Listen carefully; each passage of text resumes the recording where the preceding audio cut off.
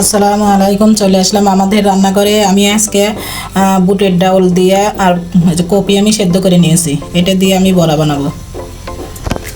আমি এখন বুটের ডাউল বেটে নেব।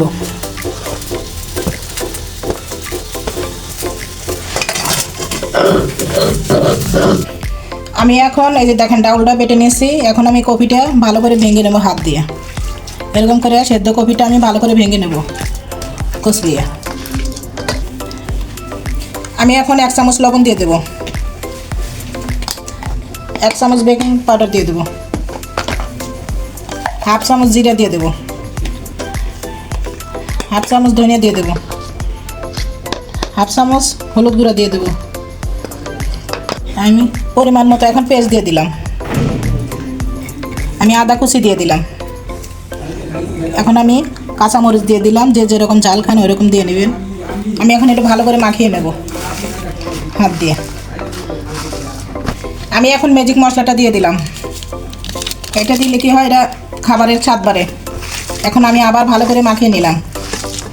পাতা দিয়ে দেব কুচি করে। আমি এখন এগুলো একসাথে করে নেব, ডাউল দিয়ে কপি দিয়ে। এই যে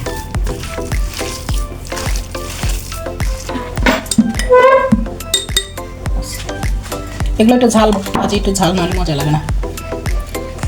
আমি এখন বেসন দিয়ে দেবো, 2.5 চামচের মতন আমি বেসন দিয়ে দিলাম। এখন আবার আমি ভালো করে মাখিয়ে নেব।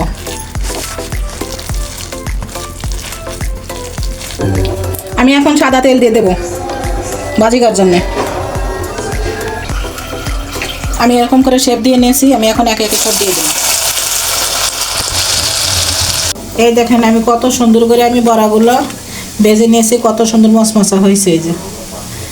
এই দেখুন, আপনারা চাউলের গুঁড়ো দিয়েন, শুকনো চাউলের গুঁড়ো দিলে তাই বড়াটা ভাঙবে না। আমার ভুল হয়েছিল, তারপরে আমি চেঞ্জ করে আবার একটু ভালো করে ভেজে নিছি।